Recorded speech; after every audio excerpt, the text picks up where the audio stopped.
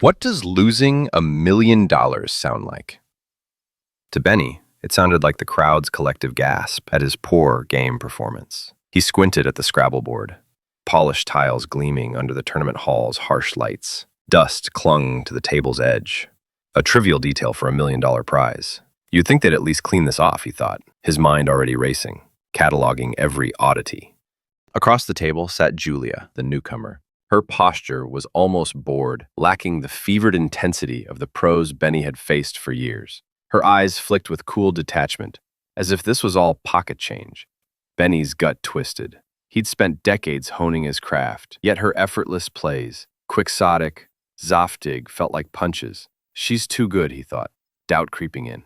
He'd spoken with poker champs and chess grandmasters who described their hyper-aware states, senses sharpened to catch the tiniest details.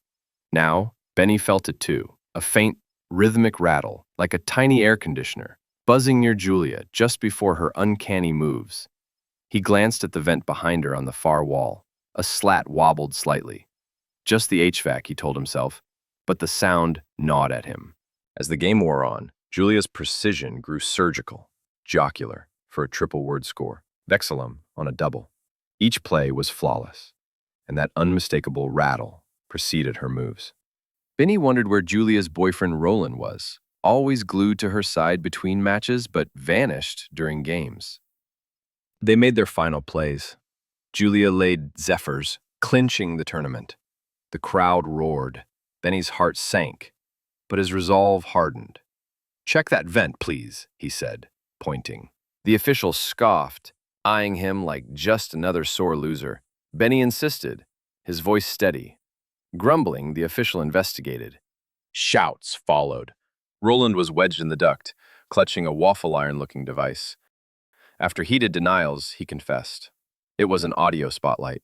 It focused a narrow beam of ultrasound that only one targeted person could hear. He was feeding Julia high-scoring words, but the Vince rattle was picked up too. The room fell silent. Julia and Roland were banned. The $1 million was awarded to Benny. His quiet vindication, his sharp senses, his refusal to ignore details, had won. That was Spelling Out Victory, a StoryBurst by Wayne Brandenburg. Inspired by Josie's writing prompt, game ended, I stood still. Thanks, Josie. Leave a comment with a 5-word prompt. You might inspire a future StoryBurst.